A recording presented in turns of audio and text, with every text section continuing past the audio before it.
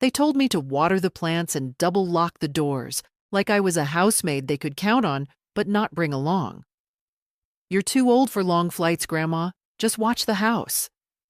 That's what they said before driving off in their big black van, laughing about Greek beaches and fresh seafood. They didn't see my face as they left. I didn't say a word, just waved. But the next morning, I found their plane tickets in my mailbox, still in the travel agency envelope, unstamped. I stared at them for a full minute, like they were someone else's problem. Departure in 3 days. Athens. 2 adults? 2 children? Seats together? My name was nowhere. Of course it wasn't. I took them inside, placed them on the kitchen table, and made tea. That's what you do at my age when something punches you in the chest. You make tea and wait for your hands to stop trembling. But they didn't. They shook when I reached for my old address book, when I found the number for the agency. "I'd like to cancel these tickets," I said. The girl on the other end sounded surprised. "Can I ask why, ma'am?" "No," I said. "Just cancel them." There was silence, then a polite, almost fearful, "Of course." I wrote down the confirmation number. Then I made another cup of tea, sat in the armchair where I used to rock my son to sleep, and looked around the living room. The photo of my husband, Paul, was still on the mantel. Still young, still smiling. He'd passed 20 years ago. If he were here, he wouldn't have let this happen. I'd been many things in this house: a wife, a nurse, a secretary, a cook, a fixer of broken toys and broken hearts, and for the last decade, just Grandma. Not Helen, not Mom. A presence in the background, muted and obedient. They thought I'd sit quietly and wait for updates. Photos of blue skies sent to the family chat. Messages like, "We miss you, wish you were here," knowing full well they'd never intended to bring me. I looked at the canceled tickets again. Then I opened the drawer where I keep my passport. It was still valid. I had a little over $12,000 in my savings account. A few thousand more in bonds. No debts. No one depending on me. Not anymore.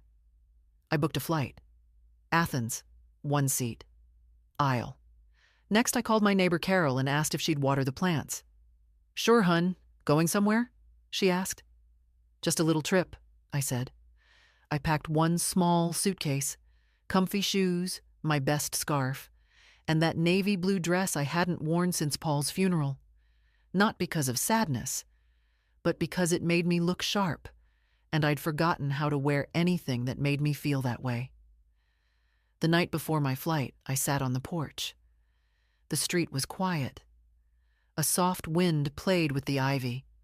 I thought about what they'd say when they realized. Maybe they'd call. Maybe they wouldn't. I didn't care. For once, I wasn't staying behind. The morning came gently. I locked the door, left a note for Carol, and walked down the steps. Slowly, but with purpose. I didn't look back. The gate agent glanced at my passport, then at me, and smiled in that rehearsed way young people do when they see someone old traveling alone. "Enjoy your flight, ma'am." I didn't answer. I just walked on, one hand gripping the handle of my suitcase, the other holding my boarding pass like a shield. I hadn't flown in nearly 30 years. The airport felt loud, metallic, all glass and announcements and people with tangled lives. But I moved through it like I belonged, because pretending you belong is half the battle. That's something you learn when you've been quietly invisible for too long. On the plane, I took my seat by the aisle, sat still while others stuffed their bags in overhead bins. The seat beside me stayed empty until the last moment. Then a young man, mid-30s, wedding ring, quiet eyes, dropped into it with a sigh. "Long trip?" he asked as we taxied. "Long enough," I said. He smiled, then left me alone, which I appreciated. I slept most of the flight. The kind of sleep that's not deep, but necessary. The kind that keeps grief from turning into rage. When I woke, we were over the Mediterranean. I looked out the window. Endless blue. That was the moment I realized I'd really done it. I wasn't here to sightsee. I wasn't here for photos. I was here because they told me not to come. At the airport in Athens, I moved slower. The heat was different, even inside. I took a taxi to a modest little pension on a side street. Nothing fancy, but clean. The woman at the desk spoke English and called me Madam, like it still meant something. Once in the room, I placed my suitcase by the wall and sat on the edge of the bed. I didn't cry. I just stared at the tiled floor for a long while. Grief doesn't always look like tears. Sometimes it's just sitting still, thinking of all the birthdays and holidays where you smiled through being unwanted. I spent that evening walking, not far, just a few blocks. Found a small bakery, ordered bread and olives. The waiter was kind, didn't rush me. I ate slowly, without looking at my phone once. Nobody was waiting on an update from me anyway. The next morning, I woke early. The light here was different, softer. I opened the shutters and let it in. Then I did something I hadn't done in years. I put on lipstick. Just a little. The shade I used to wear before everything in life became beige and apologetic. I asked the front desk for recommendations, not tourist spots. Somewhere quiet, I said. The young woman wrote something down. Try Anafiotica, she said. It's old, very peaceful. So I went. White houses, winding alleys, cats sleeping in doorways, flowers in chipped pots. Everything was slow and stubbornly beautiful. I walked until my feet ached. Then I sat on a stone bench and just existed, while young couples passed by, sun-happy and loud. No one stared at me. No one told me I was too old. No one told me to just watch the house. I thought of my granddaughter, Amelia, 16, always sending me filters and photos with her tongue out. I wondered what she'd say if she saw me here. Probably laugh. Maybe roll her eyes. I reached into my bag and took out a postcard I'd bought earlier. I hadn't planned to write, but my fingers moved on their own. Dear Amelia, guess where I am? Greece. The sea is bluer than you can imagine. I hope you're well. Love, Grandma. I didn't write to my son, or his wife. They didn't need to know. The postbox was near a cafe. I dropped the card in, then ordered a coffee. Drank it slowly, the way my mother used to in the mornings, when everything was quiet. That evening, back in my room, I noticed I was humming an old tune. One Paul used to sing while shaving. I hadn't thought of it in years. I wasn't young, I wasn't particularly brave, but I was finally somewhere I wanted to be. That counted for something. I didn't plan on meeting anyone. That wasn't the point. But life has its own sense of timing, and it rarely consults you before setting something in motion. It happened at breakfast, 2 days after I arrived in Athens. I was at the little table near the window, sipping coffee and buttering toast with more care than necessary. Across from me, at the next table, sat a woman about my age.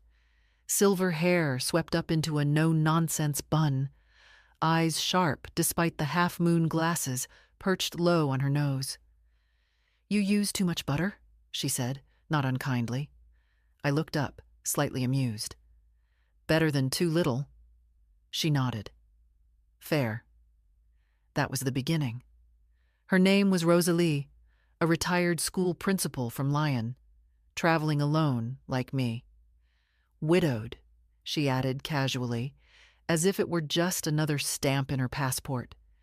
She had that dry, flinty confidence some women wear like good perfume, not overpowering, just quietly present. We started walking together, Not far, just morning strolls through the quieter streets. I liked the way she noticed things. Not the postcard landmarks, but the details everyone else passed by. A broken shutter that had been painted lilac. A dog asleep beside a statue. She wasn't trying to capture anything for social media. She just looked. Really looked. At lunch, we sat under a vine-covered terrace, sipping cold white wine. She talked about her students, the troublemakers she secretly liked most. I told her about my garden back home, how the tomatoes never cooperated no matter how gently I spoke to them. "And your family?" she asked. I paused. "They're fine," I said. "Just thought I was too old to travel." Her eyes narrowed slightly. "They said that to you?"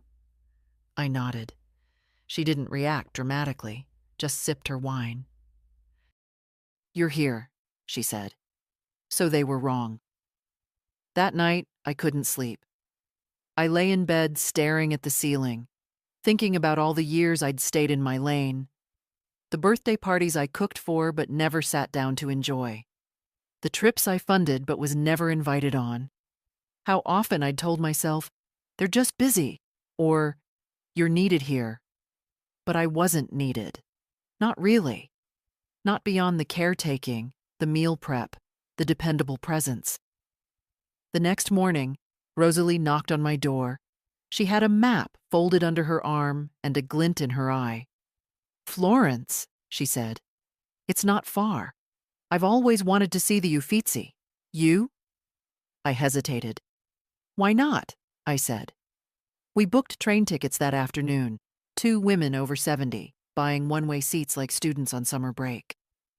We laughed about it over dinner, though something in me still felt tight, like an old muscle not used to moving. That evening, I received a message from my daughter-in-law. I hadn't heard from her in weeks. "Did you check the garden? The sprinkler system's been weird lately." No, "How are you?" No, "Where are you?" I didn't reply. Instead, I packed. Folded the navy dress with care, wrapped the pearls, rolled my shoes in a plastic bag, old habits from years of practical travel. I moved slowly, not from age, but from savoring. In the corner of my room sat a small vase of fresh daisies, a gift from Rosalie. "Because you look like someone who appreciates flowers without needing a reason." She wasn't wrong. That night, I placed the phone in a drawer and turned it off. No pings, no alerts. For the first time in a long while, I didn't feel like someone waiting to be included. I felt like someone moving forward, one step at a time. The train to Florence left just after 9. We sat side by side in a quiet car, our bags stored above us, a paper bag of croissants between us. Rosalie read a mystery novel in French. I stared out the window. The countryside rolled by, soft and golden, stitched with vineyards and sleepy towns. It looked like a painting my husband once bought at a flea market. Cheap frame, but beautiful inside. He said it reminded him of places he'd never been. I never thought I'd see it myself. We didn't talk much. That was the comfort of Rosalie. She didn't need to fill silence, didn't press with questions. When the train rocked gently around a curve, she looked up from her book and offered me the last croissant without a word. I took it and smiled. That was enough. Florence greeted us with warm air and narrow streets. Our hotel was old and full of charm, the kind of place where the elevator creaked and the keys were heavy brass with leather fobs. Our room had a tiny balcony that overlooked red roofs and laundry lines strung between buildings. "I want to see Botticelli," Rosalie said, dropping her bag onto the bed. "And maybe something ridiculous and expensive I'll never wear." We did both. The Uffizi was crowded, but worth it.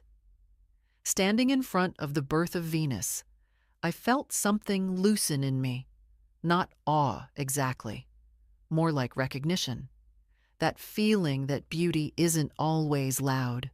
Sometimes it's quiet, inevitable, and you don't realize it's moving you until you feel your throat tighten. We walked for hours afterward, stopping at a cafe where the waiter flirted with Rosalie, and she flirted right back. She had a way of doing that, making herself feel young without pretending to be. I envied it. That night, we ate at a small place on the Oltrarno side of the river, far from the crowds. Pasta with butter and sage, red wine in short glasses, laughter that came easier than usual. "You're different now," Rosalie said softly. "How so?" "You sit taller, less folded." I didn't know how to respond, so I just nodded. Later, back in the room, I checked my phone out of habit. 24 missed calls. 14 from my daughter-in-law. The rest from my son. I didn't listen to the voicemails. Just scrolled through the messages. "Where are you? Are you okay? Did something happen?" Then a voice memo. My son's voice, tired and clipped. "Mom, please, call us. The kids are upset. We thought you'd be home." I stared at the screen, trying to feel something. Anger, sadness, guilt. But what I felt was distance, not cruelty, just space, enough to breathe. The next day, Rosalie slept in. I wandered through a quiet part of town, following my nose rather than a map. Found a shop with linen skirts and silver earrings. Bought neither, but tried both. In the afternoon, we took the bus to Fiesole, up the hill, away from the noise, sat under trees, and watched the city from above. "This," I said, not meaning the view exactly. "This was missing." Rosalie nodded, like she knew what I meant. When we got back, there was another message. My son again. "Mom, did you cancel our vacation on purpose? We got to the airport and, never mind, just, please call. We're worried." I turned the phone off. That night, as we walked back to the hotel, Rosalie said, "So, where next?" I thought for a moment. "Lisbon," I said. "Always wanted to hear Fado live." She grinned. "Let's go then." Lisbon welcomed us like an old friend. Warm, a little disheveled, and full of music you didn't need to understand to feel. The sidewalks shimmered from last night's rain, and even the air seemed to hum with quiet defiance, like the city knew something the rest of the world had forgotten. We stayed in a guest house with blue shutters and tile walls. Our room had a tiny balcony that overlooked a square where children kicked a ball between rusted benches. I stood there a long time that first evening, watching the sun slip down behind the rooftops, listening to the voices below. Soft, fast Portuguese that felt like wind in the leaves. Rosalie wasn't feeling well that day. Nothing serious, just a low fever and aching joints. "It's nothing," she waved me off. "I've been worse. Go out. See the city." But I didn't. I brought her tea instead. Sat by her bed, reading aloud from a book we'd picked up in Florence. A slow, quiet afternoon. She dozed off halfway through a paragraph, her face more peaceful than I'd seen in days. It reminded me of my husband in the hospital. The quiet breathing, the little gestures of care that no one writes poems about, but matter more than anything. I realized something then. I'd spent my whole life looking after others. Children, grandchildren, Paul, even the dog. But this, sitting by Rosalie's bedside, pouring tea, checking her temperature, this didn't feel like obligation. It felt like choice. That night, I cooked for us. Nothing fancy. Eggs, bread, tomatoes I bought from a corner vendor who smiled like we were old acquaintances. We ate on the balcony, wrapped in shawls. Rosalie was better, her color back, her voice stronger. "Thank you," she said after we finished eating. "For the eggs? For not leaving?" I didn't know what to say, so I just nodded and took another sip of tea. The next morning, I woke to the sound of fado, that haunting, melancholic music that seems to come from somewhere older than sadness itself. A man played in the square below. His voice cracked in places, but it didn't matter. The song reached me anyway. I stood at the balcony, barefoot, arms crossed against the morning chill, and let the music settle into my bones. By the time Rosalie was ready to go out, the city had fully woken. We walked slowly, her still recovering, me lost in thought. We passed a church, its doors wide open, incense curling into the street. I didn't go in. I just watched a woman light a candle, kneel, and press her palms together like she was holding something fragile between them.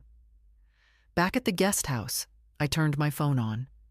5 new messages. My daughter-in-law, again. "This isn't funny, Helen." And then, "We're not sure what to tell the kids." And from my son, "You've made your point." Had I? I wasn't even sure what point they thought I was making.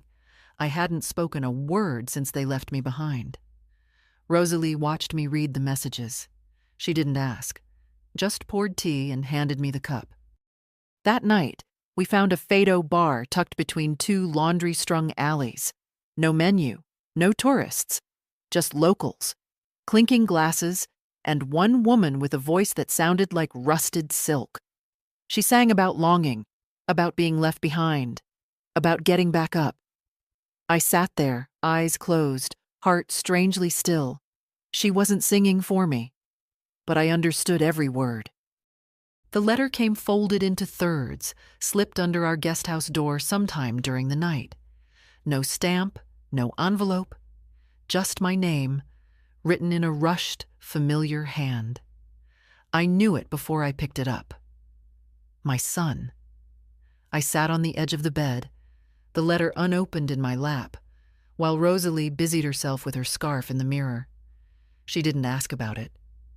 She'd seen it too, the way you see a bruise forming on someone else's skin, visible, but not yours to touch. I unfolded the letter carefully. It wasn't long. 3 short paragraphs written with the same cold courtesy he used when he filled out forms. "Mom, we don't understand what you're doing. The kids are confused." Amelia cried. "We thought you were just upset, but this is something else. If you're trying to punish us, you've made your point. Come home. Let's talk. Please." David. That was it. No, I'm sorry. No acknowledgement that they'd excluded me from the trip they planned with such ease and without a second thought. Just concern for how it looked now that I was gone, as if my absence had embarrassed them more than their rejection had hurt me. I folded the letter again, placed it in the drawer beside my bed, and got up. Rosalie turned to me. "So, are we having breakfast or just mourning the weak pensmanship of disappointing sons?" I laughed. It caught me by surprise. We ate in the courtyard. Sunlight filtered through the vines above, and the smell of sweet bread and strong coffee softened the morning. Rosalie chatted about the local tram routes, how she wanted to visit the tile museum. I nodded, but my thoughts were still with the letter and the quiet that had followed my absence from their lives. The truth was, I hadn't left to punish anyone. I'd left because I was done asking for a seat at a table that kept shrinking every year. Birthdays had become text messages. Holidays were too busy this year, maybe next. And now, even vacations, the joyful ones, the family ones, came with the quiet understanding that I was no longer included. I hadn't stopped being a mother or a grandmother. They had simply stopped seeing me. Later that day, I sat alone on a stone wall by the river. Boats drifted slowly. Pigeons argued over crumbs at my feet. My hands rested in my lap, still as the water. I thought of Amelia, 16, all bright eyes and too much eyeliner. The last time we spoke, she'd asked me how to fry an egg. She called me the egg whisperer. She didn't know about the tickets, didn't know I'd canceled the whole trip. She probably thought they'd forgotten to invite me, or that I'd said no. I reached for my phone and typed a message. Sweetheart, I'm fine. I'm traveling. Not angry, not hiding, just needed a bit of sky. Don't worry. Love you. I hit send before I could second guess myself. Rosalie found me there half an hour later, carrying 2 small paper bags. Pastéis de nata, she said. You can't leave Lisbon without trying these. We ate in silence, watching the shadows lengthen. That evening, the guest house manager approached us with a puzzled look. Mrs. Helen, he said, your daughter-in-law called. She's worried. She asked me to tell you. The children miss you. I nodded. Thank you. He hesitated. Do you want to call her back? No. He seemed unsure, then walked away. I slept deeply that night. The kind of sleep you get when you've stopped expecting to be needed and started choosing to be whole. In the morning, Rosalie showed me 2 train schedules. One for Madrid, one for Seville. Your pick, she said. I looked out the window. The sky was cloudless. The street below smelled of roasted chestnuts and bus brakes, life in its unpolished form. Seville, I said. Let's see what else they said I was too old for.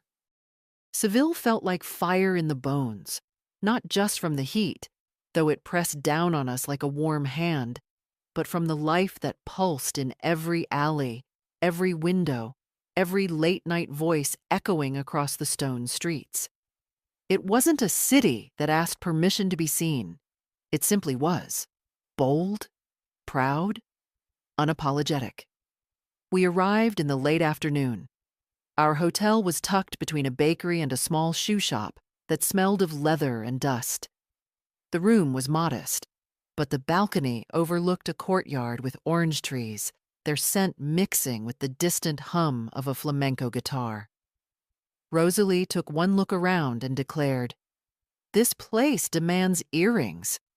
She disappeared into the bathroom and emerged minutes later with silver hoops that danced when she moved her head. I had none to match, but I pinned back my hair and put on lipstick. The same tube I'd found at the bottom of my bag in Athens. It was almost empty now, and for the first time in years, I considered buying another. That evening, we went out without a plan.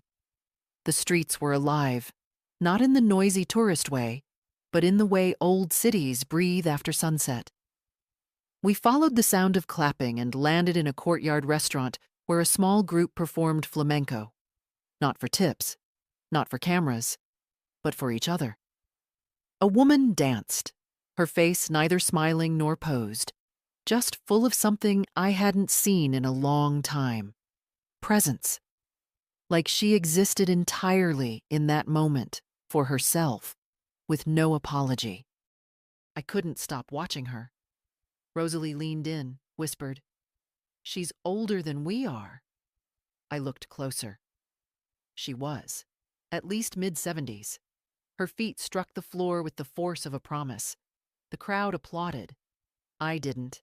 I just watched, heart suddenly too full. The next day, we visited the Alcazar. Its walls told stories in tiles and arches. I thought of all the stories I had locked inside me. Years of quiet endurance, of pushing down disappointment to make room for duty. I walked those gardens as though I belonged there. No one stopped me. No one called me dear or offered to take my arm like I was fragile. And for once, I didn't feel fragile. That afternoon, we sat at a cafe under a striped awning. Rosalie sipped lemonade and read the news on her tablet. I watched people walk by. That's when I saw the family. 4 of them. 2 parents, 2 teenagers. The father looked tired. The mother walked slightly ahead, phone in hand. The girl had headphones on. The boy carried a small plastic bag. It should have been unremarkable. But the woman's haircut, sharp, blonde, too familiar. My breath caught. It wasn't her. Of course it wasn't. But for a second, I saw my daughter-in-law's silhouette in that stranger, and my chest tightened, not from hurt, but from something I couldn't name. It passed. Back at the hotel, I found a message from Amelia. "Grandma, where are you now? Your photo from Lisbon was amazing. I showed it to my art teacher. She said you have a really good eye. Can I call you soon?" I smiled, then frowned. I hadn't sent her a photo. Rosalie. Of course. I opened my phone gallery. There it was. Me on the balcony in Lisbon, one arm resting on the iron rail, looking out at the street. I didn't remember her taking it. I didn't even remember standing still that way. But there I was, not posing, not apologizing, just existing. I typed back, "Seville now. It's hot and stubborn and full of beautiful noise.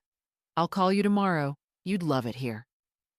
That night, I lay in bed and thought of all the places I'd never been because someone had to stay behind and hold everything together. The times I'd said, "You go ahead, I'll be fine." Even when I wasn't. The vacations I paid for but wasn't invited on. The weddings I helped plan but sat at the edge of. But now, here I was. In Seville. In a soft cotton nightgown I'd bought from a street vendor who called me La Señora Valiente, the brave lady. I closed my eyes and let the music from a distant radio float through the window. Tomorrow, I'd dance. Not for anyone. Just to remember that I could. It started with a call I didn't answer. Then another. And another. By mid-morning, the screen lit up again. David. My son. Same name. Same number. Same silence when I let it ring out. There had been 26 calls in 2 days. One voicemail after another. I didn't listen to a single one. I wasn't angry, not anymore. Just done with asking to be heard. Rosalie was already dressed when I stepped out of the bathroom. She wore a wide-brimmed straw hat and a linen dress that floated behind her when she moved. "There's a market by the river," she said, "and I feel like haggling." We walked there slowly, my sandals scraping against the old stones, the sun licking the back of my neck like a mischievous child. The market was alive. Not polished, not curated. Real. Men shouting prices, women laughing, children darting between stalls with sticky fingers. I felt something loosen in my chest, a thread pulled free from a knot I didn't know I'd been carrying. I bought a scarf. Yellow, bright as marigolds. It wasn't a color I usually wore. But it caught the light like it belonged in my life. While Rosalie negotiated over a basket, I sat under a faded umbrella with a cold drink and checked my messages. I don't know why. Maybe habit. Maybe hope. There was a voice memo. Not from David this time. From Amelia. Her voice was soft, uncertain. "Grandma, I don't know if you'll hear this, but I just wanted to say I miss you. Mom and Dad are kind of freaking out. They think you're trying to prove something, but I don't think so. I think you just got tired of being left behind. I would have been too. Anyway, I hope you're safe. You look happy in that photo. I've never seen you look like that. Just call me, okay? Even if it's just for a minute." I listened to it twice. Then again. That last sentence cracked something open. Even if it's just for a minute. I went back to the hotel alone while Rosalie went looking for olives. I sat on the edge of the bed with the yellow scarf in my lap. Then I picked up the phone and called. Amelia answered on the second ring. "Grandma?" Her voice wavered. I could hear background noise, a kettle boiling, someone's footsteps across tile. "I'm here, sweetheart." "Oh my God, wait!" The phone jostled. A door closed. Then quiet. "I was starting to think you'd gone totally rogue," she said, her voice trembling just slightly. "Not rogue," I said. "Just found something I'd forgotten I'd lost." "What?" "Myself." She was quiet a moment. "I get it," she said softly. "I think I get it more than Mom and Dad do." I believed her. We talked for 15 minutes about school, her drawings, a boy she liked but who didn't like her back. Normal things. Precious things. Then she asked carefully, "Are you coming back soon?" "I don't know yet," I said honestly. "Can I see you when you do?" "Of course, baby." We hung up. I felt lighter, not because everything was fixed, but because something true had passed between us. And truth, real truth, always clears the air. Rosalie returned with a triumphant look and a paper bag full of olives. "Victory," she declared. We ate them on the balcony. The sunset burned the sky red. "I think they're starting to understand," I said after a while. "Who?" "My family." She chewed slowly, then nodded. "About time." I didn't sleep much that night. Not from restlessness, from something deeper, a shift, a new weight, not heavy, but solid. Like finally finding the floor under your feet after drifting too long. In the morning, I put on the yellow scarf. No reason, just because I could. Lisbon had been soft and aching, Florence graceful and slow. But Seville had given me heat and thunder, shaken loose a part of me I didn't realize was still trapped in apology. And now, with my scarf tied neatly at my neck and my ticket in hand, we boarded the train to Granada. Rosalie was humming. She never hummed in the mornings. "What's the occasion?" I asked. She raised an eyebrow. "We're going to see the Alhambra. I hum for architecture." I smiled, folded my hands in my lap, and watched the countryside blur by. Granada was quieter than I expected. Not silent, just respectful. Like the city knew what it held and didn't need to shout about it. The streets were narrow, like whispers passed between buildings. The air carried the scent of oranges and stone. We checked into a small inn run by a man who looked like someone's tired uncle. Our room had a view of rooftops and laundry lines. The kind of view that tells the truth.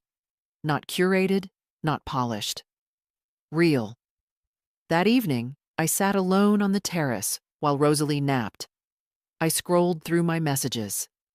Not to see what they said, but to remind myself that I could look and not react. It's a strange kind of freedom, the ability to choose silence.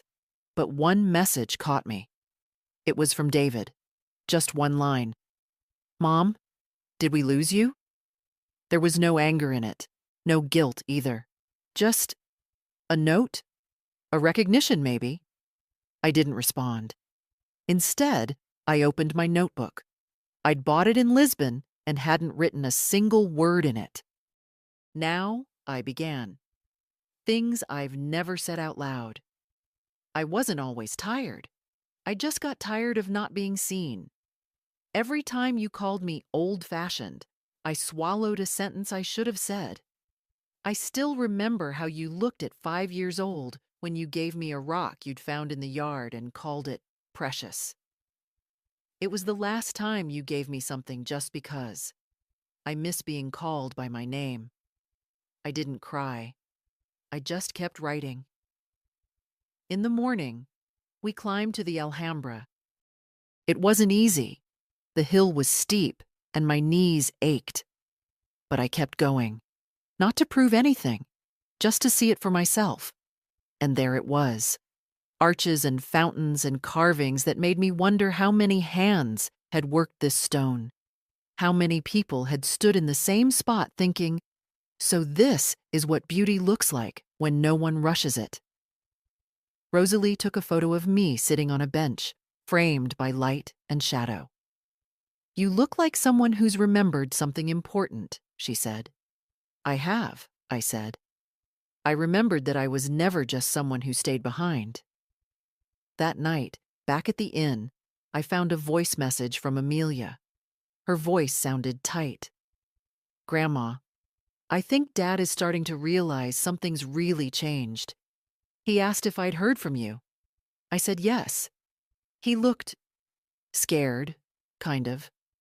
Like he knows he can't just apologize with flowers and act like none of this happened.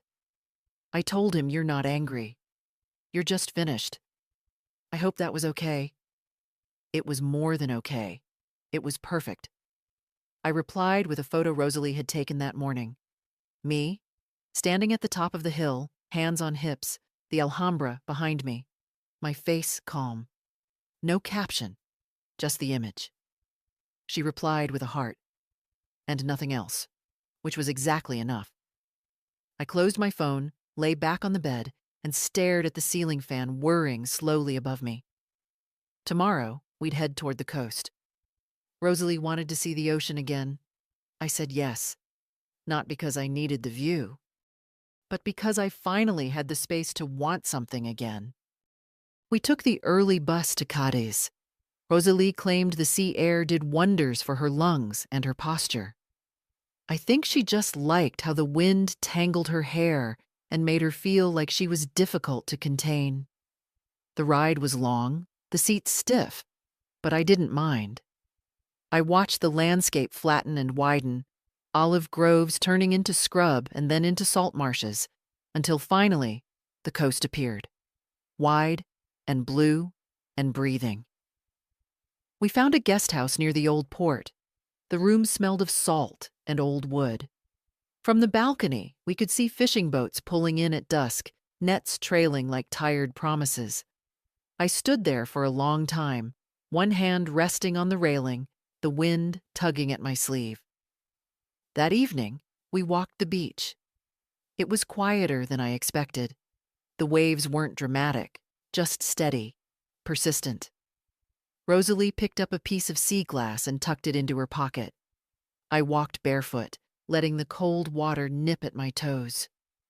There was a couple nearby, older than we were, holding hands like teenagers. They didn't speak, just walked together, fingers locked like the answer to a question they no longer needed to ask. I sat on a low rock and watched the sun dissolve into the horizon. Somewhere behind me, Rosalie was humming again, the same tune from the train to Granada. It floated on the wind and mixed with the gulls' cries. My phone buzzed in my pocket. I didn't move, not for a long time, but eventually I pulled it out. It was David. Again. "Please, just let us hear your voice." I stared at the screen. Then I opened the voice memo app and pressed record. I didn't script it. I didn't rehearse. I just spoke. "David, I'm not angry, but I am changed. I spent most of my life waiting to be asked, to be needed, to be seen. And I was, sometimes. But mostly, I was the background to your lives. I don't say this to make you feel guilty. I say it because it's true. I love you. I always will. But I'm not coming back to the role you gave me. If you want me in your life, it won't be as a backup plan, or a babysitter, or a name on the emergency contact form. It'll have to be as a person, a whole one. I hope you understand. Good night." I hit send. The sea whispered something I couldn't quite translate. When I returned to the guest house, Rosalie was reading by the lamp. She looked up. "You sent it." I nodded. She closed her book. "How do you feel?" "Like I finally said the thing I'd been swallowing for 20 years. She smiled. "About damn time."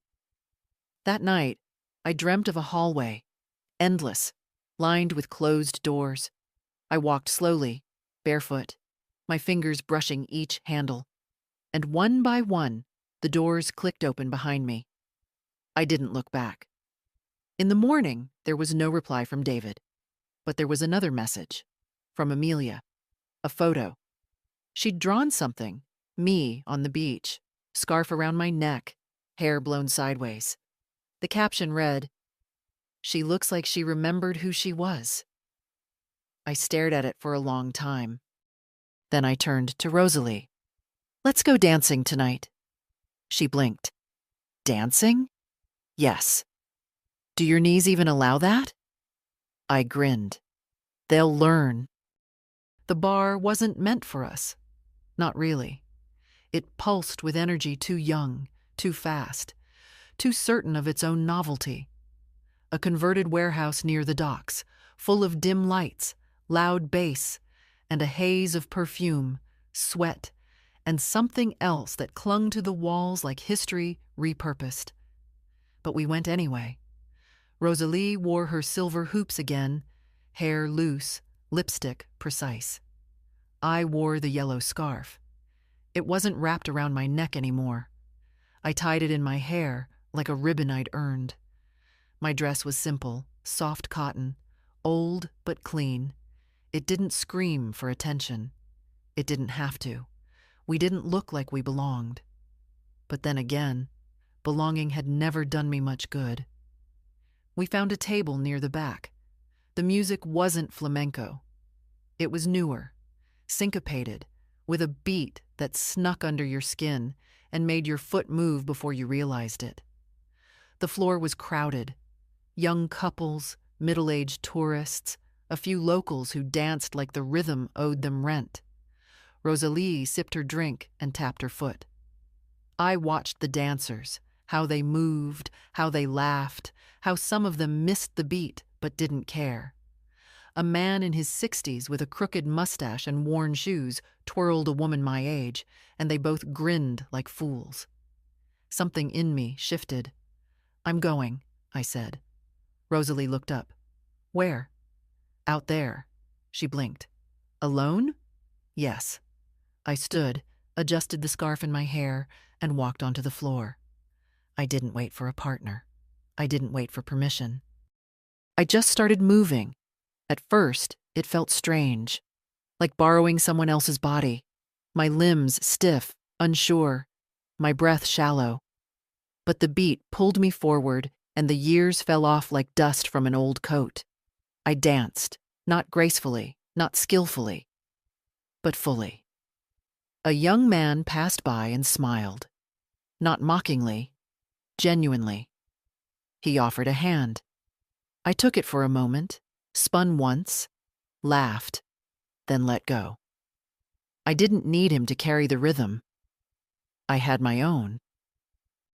Rosalie joined me after a while. We danced together like schoolgirls at a reunion, awkward, breathless, gleeful. We stayed for 2 hours, then 3. When we finally returned to the guest house, barefoot and flushed, we collapsed on the bed like teenagers sneaking back in. "That was irresponsible," Rosalie said, gasping. "I know. I loved it. I know." We lay there in silence, catching our breath. My knees ached, my back would hate me tomorrow, but my chest felt wide open. Before I fell asleep, I checked my phone. Still no response from David. I didn't feel disappointed, because there was another message. From Amelia. "Dad doesn't know how to answer you. He keeps reading your message. He printed it. It's on the kitchen table. He hasn't touched it all day. Mom thinks you've lost your mind. I told her maybe you finally found it. I miss you. I'm proud of you." I don't think I've ever said that before, but I am. I stared at her words, simple, quiet, real. I typed back, "I miss you too. Tell your father he doesn't have to answer yet. Some truths take time to land." She responded with a single emoji, a little anchor. It made me laugh. I set the phone down and stared at the ceiling. The fan spun lazily, slicing the air into slow, careful turns. I thought of the dance floor, the moment I let go. of how I hadn't done anything extraordinary. I hadn't climbed a mountain or learned a new language or fallen in love, but I had reclaimed something, my joy. And at 72, that felt as radical as anything. I drifted off to sleep with sore feet, tired muscles, and a heart that finally felt like it belonged to me again. We left Cadiz at dawn. Rosalie slept most of the ride, her head against the window, arms crossed like a woman who's known too many trains to bother with comfort. I didn't sleep. I watched the light move across the fields, watched the towns pass, names I wouldn't remember, places I'd never return to. I wasn't restless. I was preparing. Barcelona was our last stop. Neither of us said it out loud, but we knew. We'd seen enough cities to know when a journey is winding down, when the momentum that once pushed you forward becomes something quieter, something settled. We arrived just after noon and took a taxi to a quiet street near El Born. The hotel was small, the room plain, but the bed was soft and the windows opened wide. We unpacked in silence. Later, we walked. Not far. Just enough to feel the city under our feet. I remembered my granddaughter saying once, "Barcelona feels like it was built by someone who wanted to paint with buildings." She wasn't wrong. Gaudí's work peeked out from corners like mischief in stone. The colors were bold, the shapes impossible. I liked it more than I expected. We had dinner at a small cafe tucked between two bookstores. I ordered fish. Rosalie, soup. Neither of us finished our wine. The conversation was light, scattered, like a soft breeze, weather, train times, shoes. But underneath it, a different current. I think we both felt the end before it was near. That night, back at the hotel, I sat on the balcony with a shawl around my shoulders and my notebook in my lap. The list was longer now. Things I've never said out loud, page 3. I thought if I gave enough, they'd keep me close. But love bought by sacrifice is always least. I didn't mind getting older. I minded being dismissed. It took me 50 years to realize silence isn't always strength. Sometimes it's just fear dressed in patience. I don't regret the mother I was. I regret who I disappeared to become her. I closed the notebook. My phone buzzed. Not David. Not Amelia. My daughter-in-law, Laura. The message was longer than usual. "Helen, we've all been talking. David doesn't know how to reach you anymore. He thinks anything he says will come out wrong. I told him that sometimes listening matters more. We didn't mean to leave you out. I know that doesn't fix anything, but it's the truth. We planned the trip thinking it would be easier for the kids. We told ourselves you'd be more comfortable at home.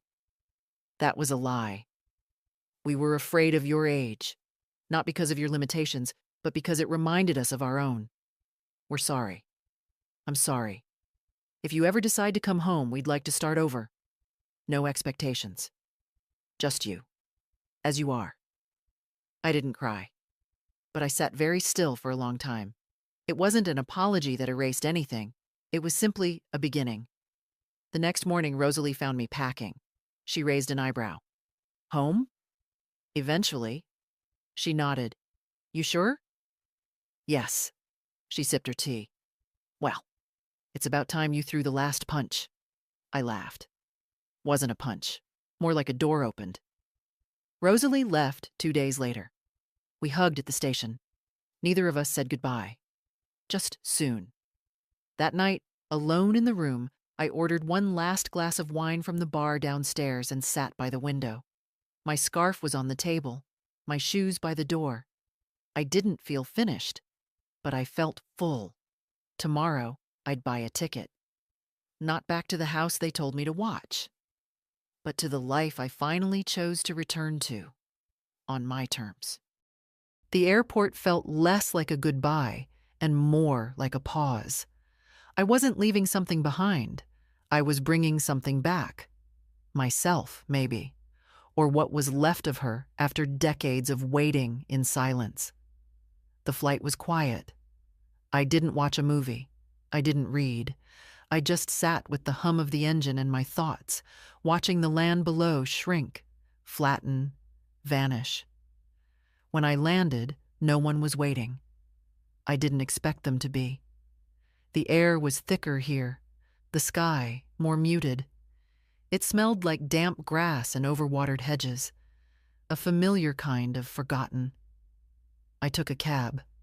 The driver was young, chatty. I gave short answers and stared out the window, the streets sliding by like memories I hadn't asked to remember. The bakery I used to take Amelia to. The park where David broke his arm falling from the monkey bars. The pharmacy where Laura and I once stood side by side, buying cough syrup and a pregnancy test. They weren't bad memories. They were just far away now, like someone else's handwriting in an old book. My house was exactly as I left it. Carol had watered the plants. The porch was clean. The key turned easily in the lock. Inside, everything held its breath. I walked from room to room, touching things, the edge of the couch, the chipped ceramic bowl on the table, the photo of Paul by the fireplace. Nothing had moved, but everything had changed. I didn't unpack right away. I made tea, sat at the kitchen table with the window open, let the silence stretch. My phone buzzed. A message from Amelia. "Are you home?" I typed back. "Yes." 10 minutes later. "Can I come by?" I didn't hesitate. "Yes." Doors open. She arrived in 20. No ceremony, no speech, just a long, quiet hug that said more than either of us could. She sat across from me, her backpack still slung over one shoulder. She looked older than when I left, not by age, by understanding. "I liked your list," she said. I blinked. "My list?" She smiled. "You left your notebook open in one of the photos. I read it. Well, part of it." I didn't feel exposed. I felt seen. "I've been making one too," she said, reaching into her bag. "You inspired me." She handed over a small spiral notebook. The first page read, "Things I refuse to inherit quietly. The belief that women outgrow desire. The idea that aging is decline. The habit of saying, 'I'm fine,' when I'm not. The silence that comes after someone tells you you're too much. The shame passed down like furniture." I read them all. Then I looked at her, this girl woman who'd watched me disappear and come back. "You're going to be all right," I said. She nodded. "Because you were." We talked for hours about art school, her boyfriend, the way her mother still spoke too loud when nervous. At one point, I reached for her hand. "You know," I said, "your father hasn't called yet." She looked down. "He's scared." "Of me?" "Of what you've become, of what he never let himself see before." I didn't respond. The doorbell rang. Amelia looked up. "That's them." I didn't move. "I'll get it," she said gently.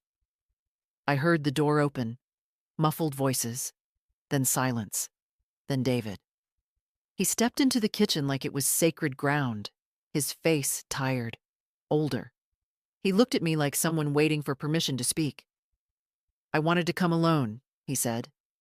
But Laura insisted. She appeared behind him, hands clasped. No makeup, no posture. Just real. "We don't know how to start," she said. I stood. "You already did," I replied. "You showed up." David took a step forward. "I didn't want to lose you." "You didn't," I said. "You just stopped seeing me." He nodded. "I'm sorry. Not grand, not poetic, just honest. It was enough." "I made tea," I said. "There's still some in the pot." They sat. Not as owners of the space, not as people asking for forgiveness like a favor, but as people who finally realized the seat at the table wasn't theirs by default. It had to be earned. They didn't stay long, an hour, maybe less. Enough time for awkward sips of tea, too many pauses, and the quiet work of building a new shape between us. I didn't rush it. I didn't smooth over the rough parts.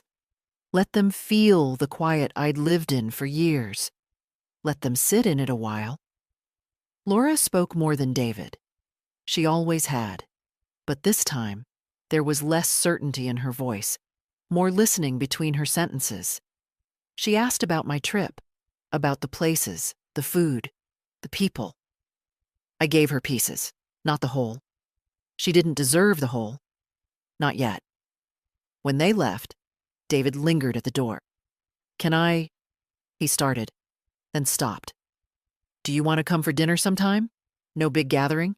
Just us. You and me." I didn't say yes, but I didn't say no. He seemed relieved by that. After they were gone, the house was quiet again. But not the same quiet. Not the brittle kind that cracks when you breathe too loudly. This was a softer hush, a pause before a new line begins. That night, I sat on the porch with a blanket across my lap, the notebook open again. I hadn't added to it in Barcelona. I think part of me knew I'd need space for this, for homecoming.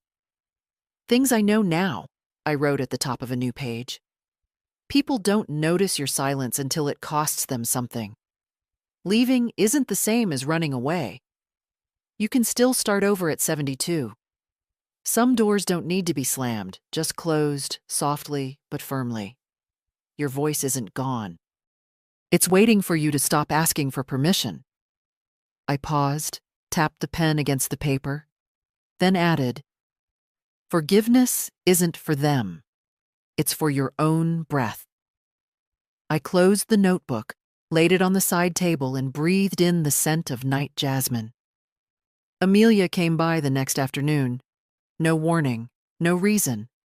Just walked in, kicked off her shoes, and flopped onto the couch like she used to when she was little. "I made a decision," she said. "Oh?" "I'm applying to the program in Berlin." I looked at her. Her eyes were nervous but steady. "I know it's far," she said, "and Mom's already freaking out. But I need to do this. I need to go." I didn't flinch. "You should," I said. She blinked. "Really?" "Don't wait for permission," I said. "You'll miss your life." Her mouth curled into a slow, wide smile. "I knew you'd understand." She stayed for hours. We made soup. We talked about books. She asked about Rosalie, laughed when I said we'd danced until our legs gave out. "You're kind of a legend," she said, teasing. "No," I said. "I'm just finally myself." Before she left, she handed me a small envelope. Inside was a drawing, the same beach from Cadiz, but with a new figure standing at the water's edge. Me, arms open, head tilted toward the sea. On the bottom, she'd written, "She didn't come back the same," and that was the point. I looked up. She shrugged. "I'm gonna get it framed." After she left, I placed it beside Paul's photo on the mantel. He would have understood. The next morning, I received a letter. Real paper, blue ink. David's handwriting. It said, "Mom, thank you for the tea, for letting us sit in the silence. I see it now. I don't expect to be forgiven, but I'd like to try. Not to erase anything, but to build something better. If you're willing. No declarations, no promises, just a man learning how to speak differently to the woman who raised him." I folded the letter. I didn't reply. Not yet. Some silences aren't meant to be filled. They're meant to be honored. I didn't go to dinner right away. I let the invitation sit. Days passed, then a week.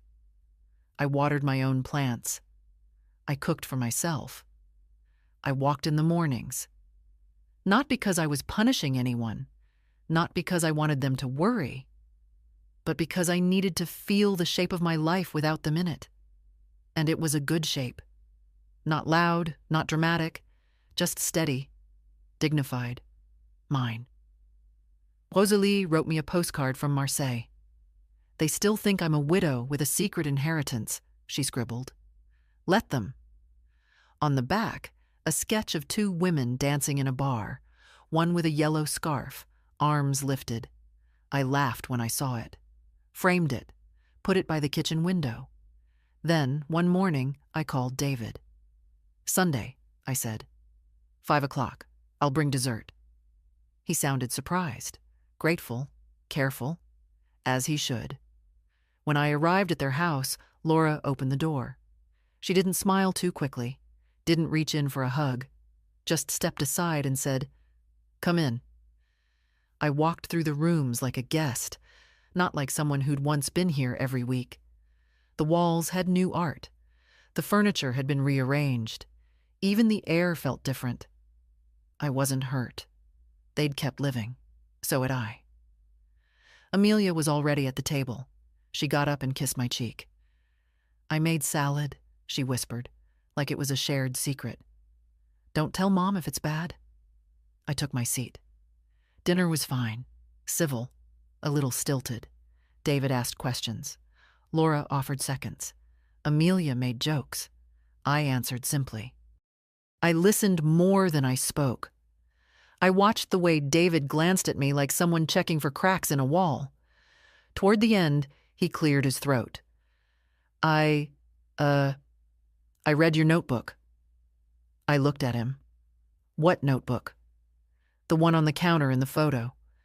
Amelia let me read some of it." I raised an eyebrow. "She showed you?" "She said it was important I saw what you weren't saying." That sounded like her. He hesitated, then added, "It hurt." "Good," I said. He looked up, startled. "Good," I repeated, "because it means you finally heard me." He nodded slowly. "I did." Laura cleared her throat. "We've talked about things, a lot, and we want to do better. I'm not here for promises," I said. "I'm here to see if you're learning." They both nodded. I took out the dessert. Lemon tart. Not too sweet, just sharp enough to wake the mouth. We ate in silence for a while. Then Amelia said, "I want to read something." She pulled a folded page from her pocket. Her own list now. Her voice shook a little. "Things I want to remember. My grandma taught me that disappearing quietly is a slow kind of death. That staying soft is not the same as staying silent. That women don't owe their energy to the comfort of others. That loving someone doesn't mean becoming small for them. That it's okay to outgrow your place at the table and demand a new one." I blinked hard. No one spoke for a long time. Eventually, Laura stood. She began clearing dishes. David helped. Amelia poured more tea, and I sat back, hands resting in my lap, watching the quiet unfold. Not the uncomfortable kind, but the earned kind. The kind you share when people are finally learning how to hold each other honestly. When I left, David walked me to the door. He hesitated before speaking. "I know it'll take time," he said. "I have time," I answered. Then I reached into my bag, pulled out a thin envelope and handed it to him. "What's this?" "A copy of the tickets, the ones I canceled." He stared at it. "I kept them," I said. "Not out of spite, out of truth. So we don't forget how easy it was to erase me." He didn't open the envelope, just nodded and tucked it into his pocket. We didn't hug, but we stood close, like people who might one day understand each other without needing to explain every bruise. At home, I undressed slowly, took off my earrings, folded my scarf. I stood at the mirror, studying my face. Older, yes, but not tired. Wiser, but not cold. There were lines there that hadn't been before the trip, but they weren't cracks. They were paths, routes I'd taken back to myself. Before bed, I wrote one last page. Things I no longer apologize for. Wanting space, wanting more, saying no, leaving quietly, coming back louder. And at the bottom, in small script, I was never too old. I was just never asked if I still dreamed. Now I don't wait to be asked. I go.